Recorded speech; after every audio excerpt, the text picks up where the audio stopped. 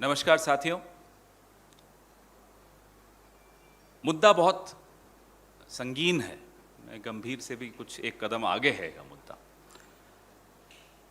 आमतौर पर कांग्रेस पार्टी की राजनीतिक संस्कृति ये नहीं है कि हम किसी के परिवार पर कोई टीका टिप्पणी करें, उनके कारोबार पर, उनकी निजी मसलों पर कोई बात रखें। लेकिन यह बात सिर्फ किसी के परिवार या किसी के बच्चों तक सीमित रहती तो अलग बात थी। बात एक केंद्रीय मंत्री की है।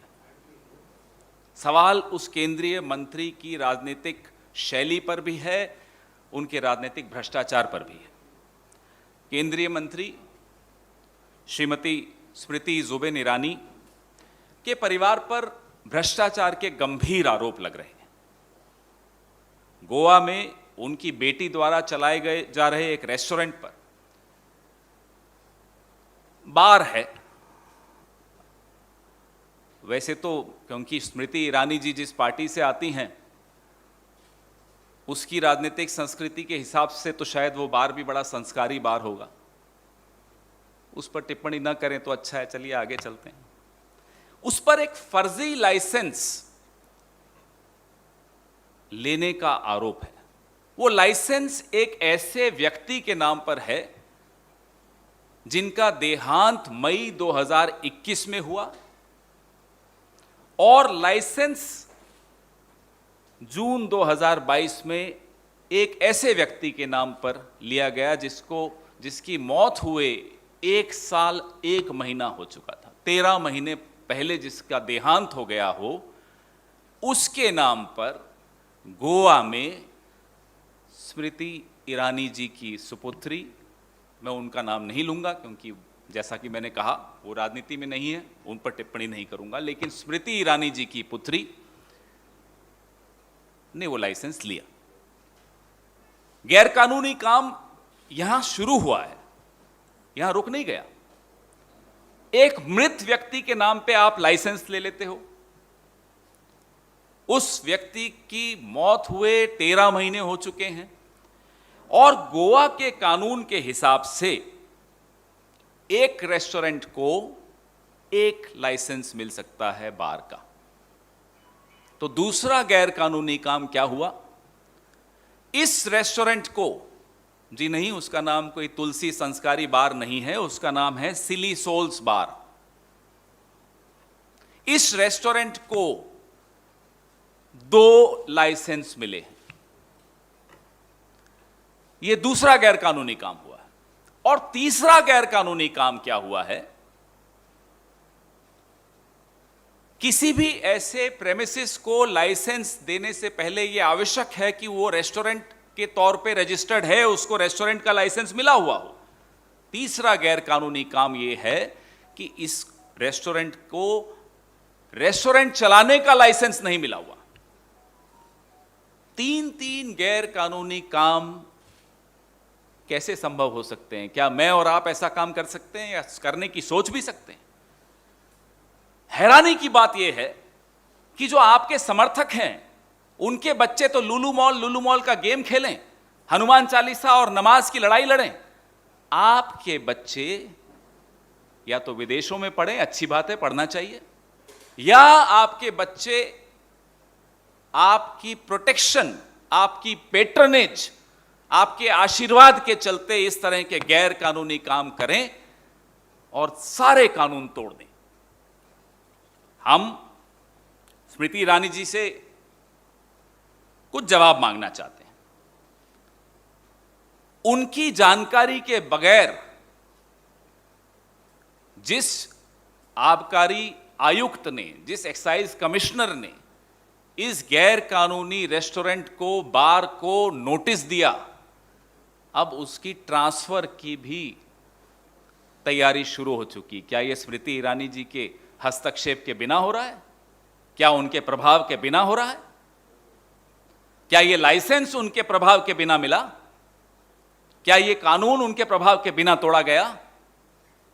और आज सुबह हमारे जयराम रमेश जी को सूचना मिली, आज सुबह एक बड़ी विवादास्पद सिक्योरिटी फोर्स है, थंडर फोर्स सिक्योरिटी, उसके बाउंसर्स सुबह से ही उस बार और रेस्टोरेंट, गैर कानूनी बार और गैर कानूनी रेस्टोरेंट के आसपास घूम रहे हैं कि कहीं कोई पत्रकार नहीं आ जाए। तो आप लोग तो बड़ा ध्यान रखिएगा वहां जाने से पहले, बाउंसर्स घूम रहे हैं। स्मृति ईरानी जी, हम आपसे यह जानना चाहते हैं, यह धांधली किसके इशारे पर हो रही है? कौन आशीर्वाद दे रहा है इस धांधली को? किसका प्रभाव इस्तेमाल हो रहा है? इन अवैध कार्यों को अंजाम देने के पीछे कौन है? जो स्मृति ईरानी कल तक राहुल गांधी जी और सोनिया गांधी जी को लेकर तरह तरह के सवाल पूछ रही थी, हम उनसे जानना चाहते हैं कि ये बार वालों को अखबार चलाने वालों से क्या दिक्कत है? हम तो अखबार चला रहे हैं, उसमें आपको दिक्कत है, और आप गैर कानूनी रूप से बार चला रहे हैं और हम सवाल नहीं पूछें, यह संभव नहीं है। सत्ता बल का प्रभाव इस फर्जीवाड़े को छिपाने का भी पूरा इंतजाम करके बैठा है। जैसा मैंने आपको बताया कि जो निर्भीक अफसर, that brave officer, the excise commissioner, who mustered up the courage to give a notice to this illegal bar and restaurant, is being hounded today. You do not be surprised if he gets transferred or gets shunted out today. That's the level of corruption, that's the level of shamelessness, that's the level of brazen arrogance of this government, represented by Smriti Zubin Irani, one of the most favorite ministers of the Prime Minister. हम प्रधानमंत्री जी आपसे भी यह मांग करते हैं, आपकी तो मैंने सुना याददाश्त बड़ी अच्छी है प्रधानमंत्री जी, आपको तो याद होगा 12 दिसंबर 2004 को सूरत में स्मृति जुबिन ईरानी ने उस वक्त के गुजरात के मुख्यमंत्री का इस्तीफा मांगा था। याद नहीं है तो मैं याद दिला दूं प्रधानमंत्री जी आपको। आज हम आपसे यह मांग करते हैं प्रधानमंत्री जी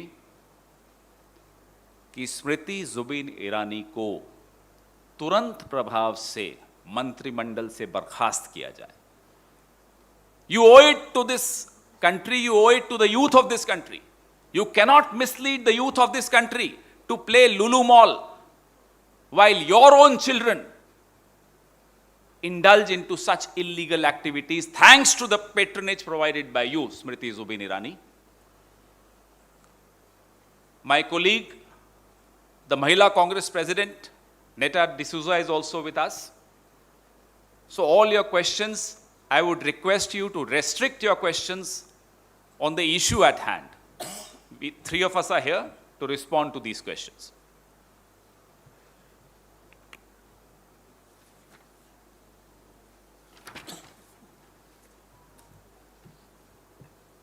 स्मृति ईरानी की बिटिया के गोवा के गैर कानूनी रेस्टोरेंट और बार के विषय में कोई सवाल हो तो आपका स्वागत है।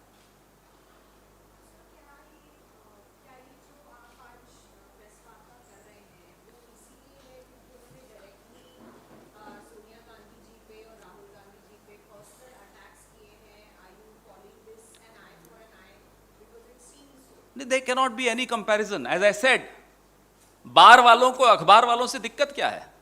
हम तो एक अखबार चला रहे हैं, आप गैर कानूनी बार चला रहे हो, तुलना ही नहीं हो सकती। There cannot be any comparison between something as noble as running a newspaper and something like this as running an illegal bar in Goa.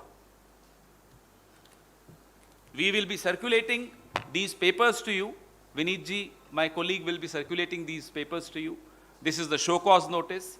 It carries every single relevant document that will be required for your story in case you do a story, and I'm sure you will do a story.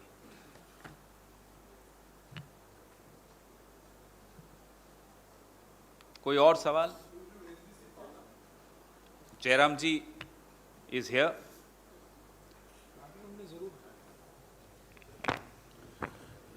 संसद में ज़रूर उठाएंगे, और जैसा कि मैंने कहा, विपक्ष की पार्टियों की ओर से अब तक एक ही मांग रही है, और एक ही कारण है कि 5 दिन से दोनों सदन नहीं चल पा रहे हैं कि दोनों सदनों में विपक्ष की पार्टियों ने एक ही मांग की है कि महंगाई और जो खाद्य पदार्थ हैं उस पर जो जीएसटी लगाया गया है उस पर अर्जेंटली चर्चा हो। सरकार हमारी मांग को स्वीकार नहीं की है और इसलिए दोनों सदन चल नहीं पाए हैं, पर ज़रूर मंगलवार दोपहर को सोमवार दोपहर को ये मुद्दा ज़रूर उठेगा।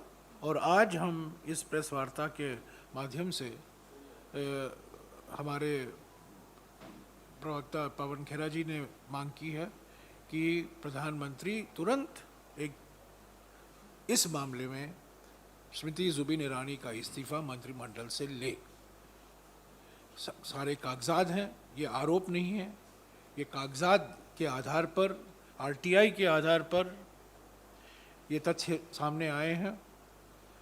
और जो कानून का उल्लंघन हुआ है, ये उल्लंघन नहीं हो सकता था अगर एक प्रभावशाली मंत्रिमंडल के मंत्री इसके पीछे नहीं हो।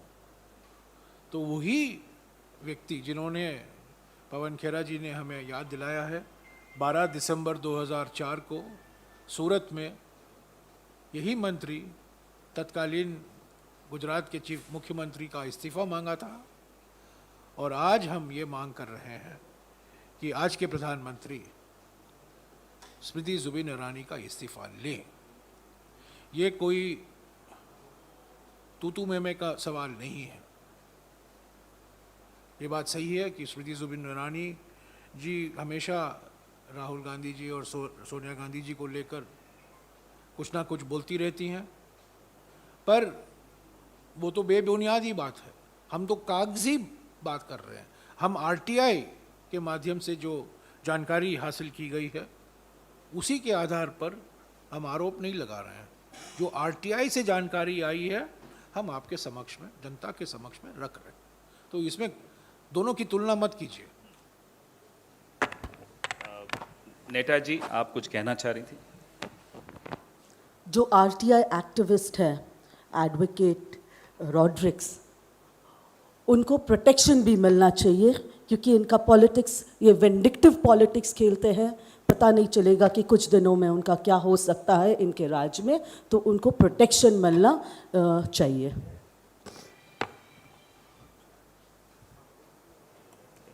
कोई और सवाल इसी मुद्दे पर? अगर कोई और सवाल हो तो।